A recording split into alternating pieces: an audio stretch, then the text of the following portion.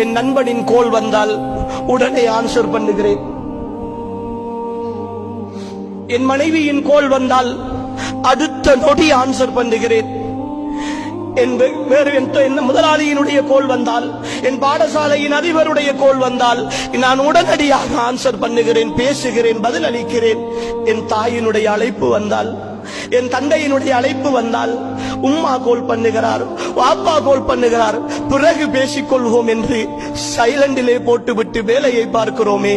அந்த பிறகு என்ற வார்த்தையில் அவர்களை சந்திக்காமலே போனால், என் பிள்ளை நான் கோல் எடுத்து என்னோடு பேசவில்லையே என்கிற அந்த மன வருத்தத்தோடு அவர்கள் மௌத்தாகி போனால் மீட்டெடுக்க முடியுமா சகோதரர்களே?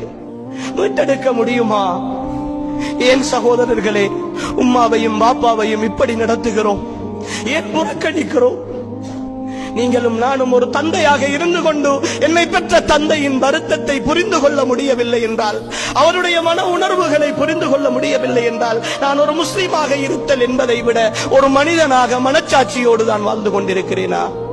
பாப்பாவை எட்டி உதைக்கிற பாப்பா வருத்தத்தோடு வேதனைப்படுகிற பொழுது, மகன் பெரிய பணக்காரன், பாப்பாவை ஹாஸ்பிட்டலுக்கு கொண்டு போவதற்கு கொஞ்சம் நேரம் எடுக்க முடியவில்லை. அதே நேரம் 3-4 நாட்கள் லீவ் எடுத்து அவன் நுவரலியாவுக்கு போகிறான். தன்னுடைய மனைவி பிள்ளைகளை சந்தோஷப்படுத்த